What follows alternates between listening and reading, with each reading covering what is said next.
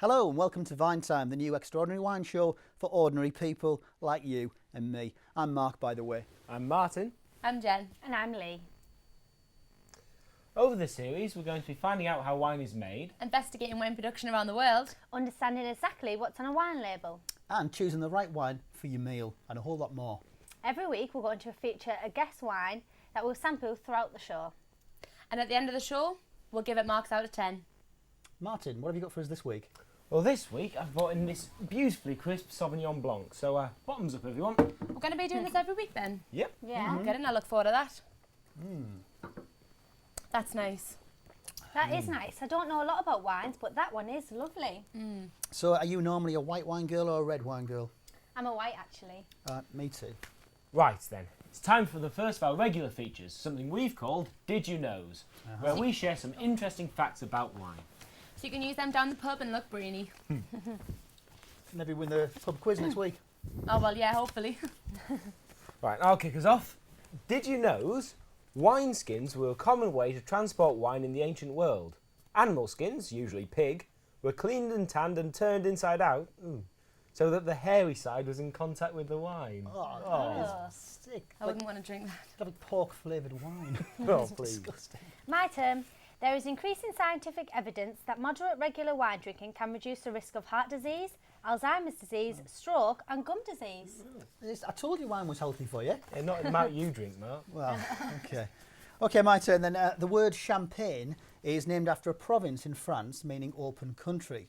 Now, due to new European law, sparkling wines from anywhere else in the world apart from Champagne in France cannot be called champagne. What will it be called?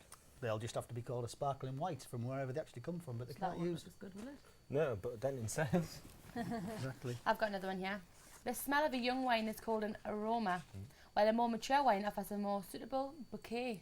That's weird. I've always used the word bouquet. Yeah. I've never... Yeah. Aroma. There you are then. Any more, anyone? A wine that has a musty smell similar to wet cardboard or mould may mean that the bottle is corked. Yeah, I heard that one before. Yeah. Have you got another one, Martin? I've got one for you, Martin, just before you kick up, because I think this is great. The world's most expensive wine. Anyone want to guess what that is? £5 grand. A bit higher than that. Higher. 10 grand. Nope. 15? Even higher than that, right? Okay. The world's most expensive wine was sold recently for £75,000 Wow. for one 75,000. bottle. A 200-year-old bottle of Chateau d'Yquem has been bought by a collector for 75 grand, setting a new world record for the most expensive bottle of wine. Someone saw him coming. Well, he ought to know what he's doing because he's actually been a wine waiter for the past 48 years. Jeez. And get this, he doesn't plan to actually drink it till the year 2017. So it was actually made in 1811. He buys it now, nearly 200 years later, and he's still not going to drink it for like... That's a long time. It's Yeah. definitely a long time, that. Crazy. Martin. So, right. One bottle of wine contains about 2.8 pounds of grapes. 1 tonne of grapes makes about 60 cases of wine or 720 bottles. It's a lot of grapes. It's A lot of wine. It's a lot of wine, that's what I was thinking. I wouldn't mind going to that wine tasting session. I bet you wouldn't. Speaking of wine tasting sessions, Mark, we recently went on a wine tasting trip to Darlington. Yeah, we did. A new wine merchant in Darlington opened a bar called Vesuvio. So what he had was a wine merchant shop, and he's incorporated a bar into the actual shop. It was brilliant. Take a look at this VT.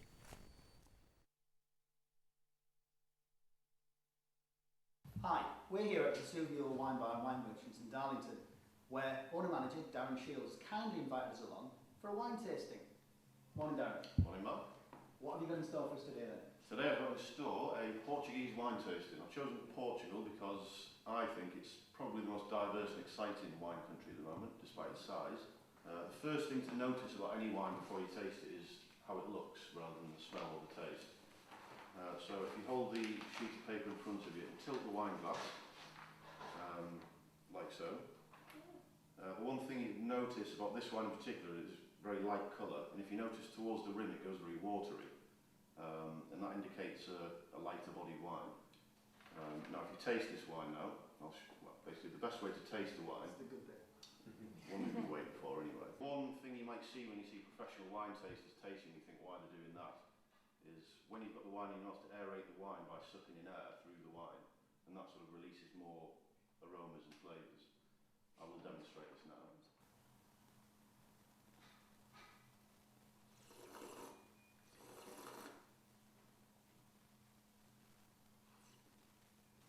Feel free to spit after that. So Darren, is there a specific way to actually hold the wine glass? I would have that. I would have said with this wine in particular, and most other white wines that are supposed to be kept well chilled, I'd advise to hold it by the base of the glass to avoid even getting the stem warm and obviously warming the wine up as well. Yeah. With some red wines and even some white wines, it's quite safe to hold it by the base because it's supposed to be kept at room temperature and a bit warmer. So have we all actually had a taste yet? No? No? Okay. Okay. Very good.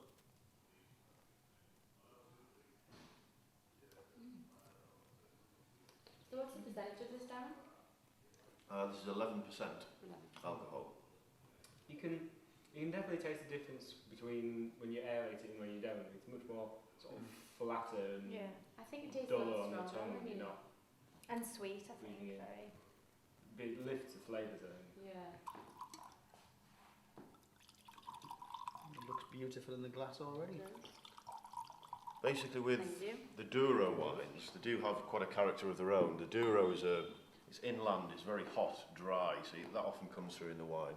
It often comes across with quite a dusty character. But another thing that's unique to Portugal is the so-called field blend of grapes. With this wine, we don't know what grapes are in it. It's basically just a variety of indigenous grapes that are growing together randomly in a field. There's certainly lots going on with the bouquet. It's full. Oh, yeah. It smells really nice. Douro reds are always quite a It smells quite fruity. masculine wine, quite meaty, gamey, savoury, dusty. Yeah. Should we try it? Yeah.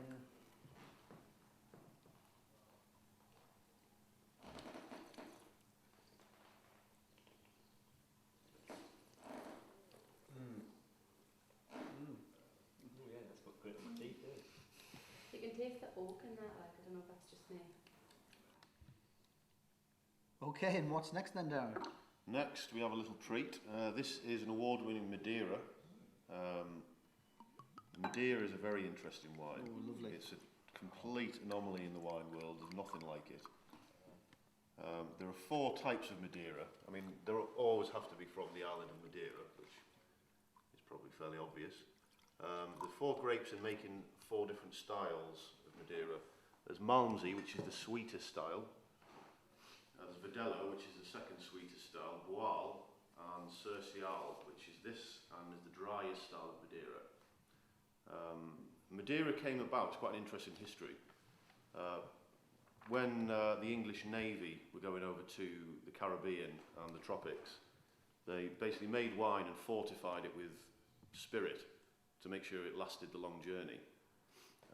And they found that after it had been exposed to sort of 60-degree heat and rattled about in ships on the way over, it actually tasted better at the other end because it was slightly oxidised as well. So it's probably the most long-lived, robust wine that you can possibly get in the world. Searing natural acidity. Shall we have a drink?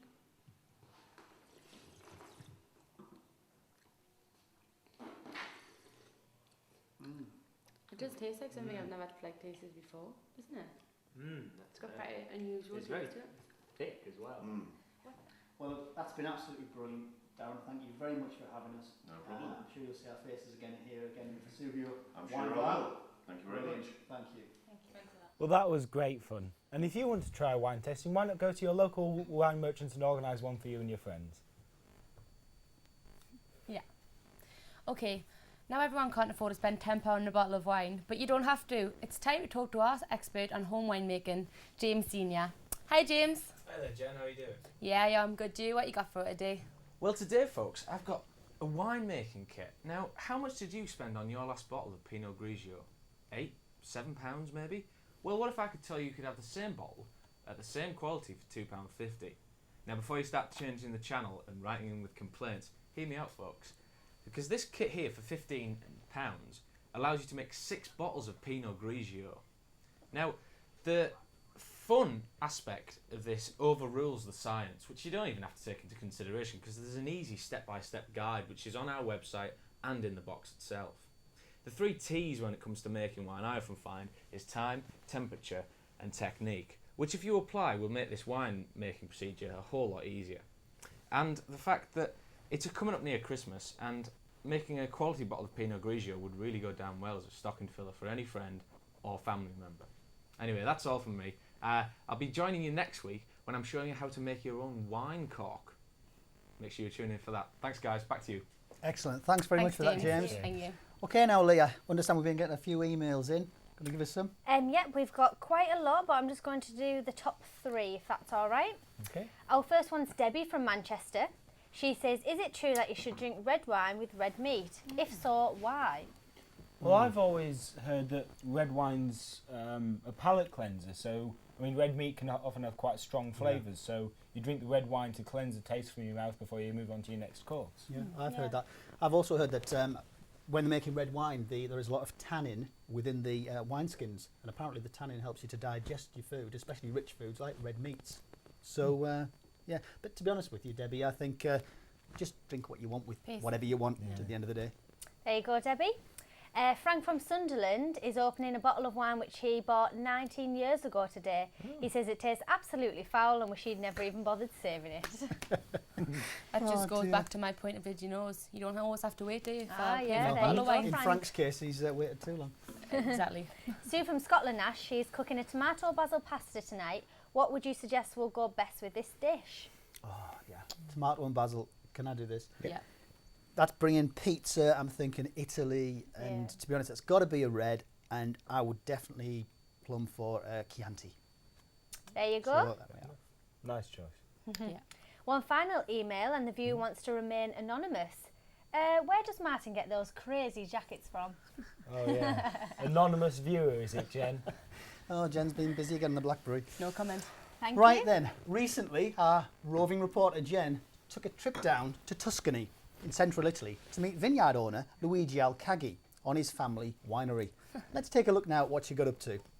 I'm here in Tuscany today with Luigi Alcaghi. Hello Luigi, I'm Jen. It's nice to meet you. Oh, buongiorno. Just interviewing you today about your family business, the family vineyard. So how long has the vineyard been in your family for?